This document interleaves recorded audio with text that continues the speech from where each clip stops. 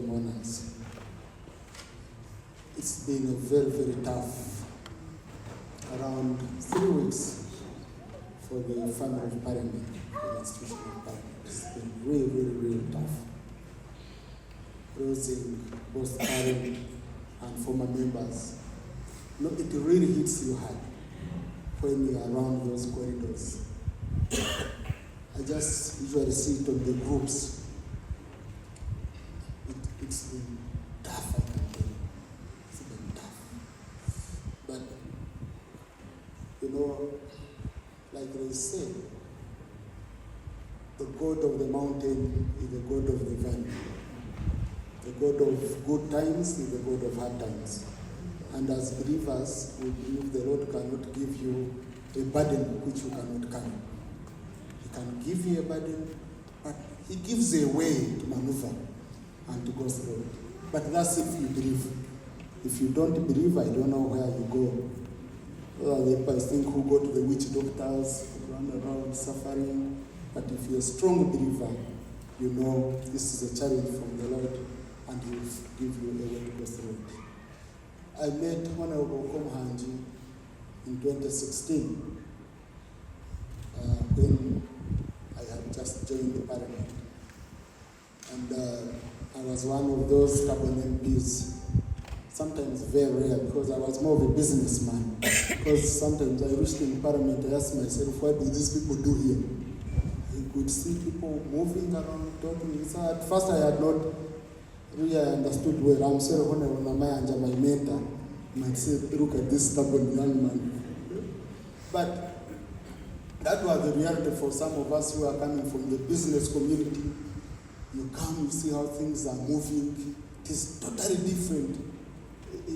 Too slow, too bureaucratic, too. So I had my sister Honorable Kamateka to guide me through the corridors. Then I had, because I'm an OB of the other party, so I had the Wind Jesus on my side. I had a lot of people surrounding me, but now when it came to the committee, I got Honorable Margaret Komuhangi. And we worked very, very closely. You just needed to watch what she was doing. You didn't need to do much. When you're a first timer, when you just come in Parliament, you just need to watch. And Honorable Komuhangi was one of those people. I think good testimony can also come from Honorable Wino Masiko, whom we had on the committee, Honorable Paula. We had all these people in the committee, and they were driving the committee in the right way, under the stewardship of Honorable Alex Baba first, and then Honorable Kefa Kawanuka. And I learned a lot from her. Of course, Parliament, some of us, when we could reach, we could feel you have reached, you have arrived. Like they usually told us, an MP, you have power to do anything apart from turning the man into a woman. But we think we had so much power.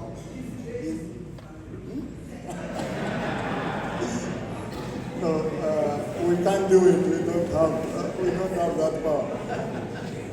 But then, sometimes you need people who can show you how best to apply the brakes. And Honorable Komuhangi was one of those people. She was very, very intentional. She was very clear, not jumping on all issues. She had issues she could focus on, and that helped guide some of us on how best we could run our career as parliamentarians. So I really want to thank the people of Nakasongora who gave her an opportunity. But above all, Mr. Rari, for allowing your wife.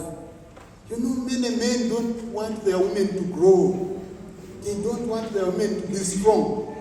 We feel threatened by a woman. When my wife, there is one who told me that how can a shoulder grow beyond the head? As if a woman is a shoulder, then a man is a head. But I've told very many men that the best insurance you can have for your family is to strengthen your wife.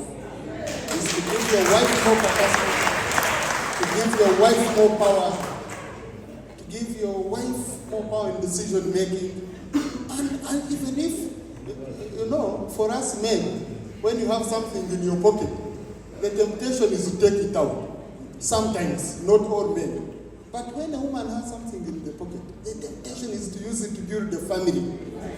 You know? So I really want to thank you, Mr. Rad, for allowing your wife to grow in capacity, to go and serve, to be a strong woman who is loved by the whole community. I also want in a special to thank you for allowing your wife to practice her religion. You know, we can't take it for granted. Farouk to come sit here, allow the wife to be buried in a religion she believed in. That's a gift we've given her, wherever she is. And this brings us to issues where when I see people fighting over religion. Personally, I'm Catholic, my wife is Anglican. You know, that my dad was praying from here on Sunday because his daughter is married to Anglican. Honorable Kamateka knows our family very well. But you hear people fighting, quarreling, judging each other on issues they don't even understand well. Issues of religion. They are complicated things. You can never judge someone because of their religion, because those things are very complicated. Then you just come in, you start judging people, you do what? So I really want to thank you. I think she has died a happy woman, and wherever she is, she says, my husband allowed me to soar above anything, to grow. He didn't limit me in any way. I felt that was very, very important. The leadership of power, I know the issues we talked about. I have requested Honorable Cooper next week to arrange for us a meeting so that we can conclude on some of these things.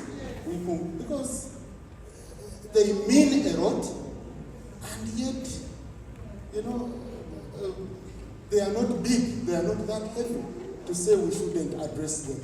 So I'm going to go back to the speaker, who has also sent very warm greetings to you, Mr. Rari, and the family. I know she also sent a contribution of 10 million to help you in preparations. Usually we divide our tasks. She would have been here personally, but she's not able to be here. She requested me to be the one to come in here, but she's with you in each and everything. Parliament is a family. For the last, I think, since Wednesday, we have been discussing Honorable Komuhangi. Very many quarrels, right? Honorable, I must tell you, on the executive side, MPs were asking why Komuhangi is not getting an official burial. They were concerned so much because of the work she has done. I think it's high time we came up with a policy. So that is no longer an issue of debate, an issue of saying, no, I'm looking for the president, I can't get the president. I can't get who, because us as parliament, we are always ready. Let's have a very clear policy. We know who is entitled to an official burial. We shouldn't be robbing for how we should be buried. You find delegations going and ask, no, make so an official burial, this one, what? No. Let's lift that burden off ourselves. I request, right, when we are going to a cabinet to come up with the policy, and we have that sorted, okay? We have it sorted. We stop burdening you, robbing you to bury someone in a certain way. Finally,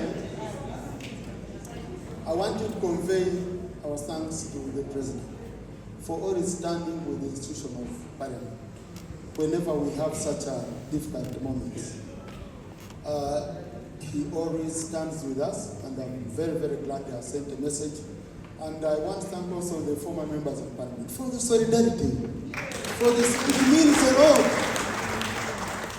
There is research which shows, I haven't gotten the real figures. Yesterday I was asking my researcher to get me the actual figures, but I'm told that around 65% of people who retire, they die within 5 years of retirement. I had that information. I need to get the real figure. Right? It's a UN report. It's a UN report. People who retire, not out of need, but out of socializing also, lack of socializing. So if you don't belong to a certain club whom you socialize with, I remember the late Rangaranga, one day I phoned him in Ishaka, and he told me that, I drive every day from Chitagata to Kampala, Honorable Katwiremu, your area. And he said, do you know what? I've come to Shaka to look for 2 things. He said, number 1, a newspaper. Number 2, someone to talk to. Someone to talk to of your caliber, with whom you can engage, you discuss your memories. So it's very, very important for honorable colleagues to continue socializing. And I think as an institution of parliament, we should also facilitate that process by making it very easy for you to socialize. Finally, I want to thank Honorable Komuhangi on one thing I had forgotten. One of the things we deal with in our offices are quarrels. Quarrels whereby current members of parliament, they come quarreling that former members have not allowed them, are not allowing them to do their duty. But you see, when someone is standing against you, you start panicking. It comes. I have not received any complaint from the current woman member of Nakasongora saying Honorable Komuhangi is stopping me from doing my work. You got a mandate, Honorable Komuhangi has allowed you to do your mandate. If you succeed, well and good. If you don't succeed, Honorable Komuhangi is not the excuse. Honorable Komuhangi built a very strong foundation for Nakasongora. Lobbying for power, lobbying for water, pushing for gladness. I'm very sure that wherever she is, her contributions will never be forgotten. So as I thank the President, I really appreciate the fact that he could even take time to write a special message. I know he's been in touch. So, Right Honorable, I want to request you to come and deliver the message of His Excellency the President. And the Honorable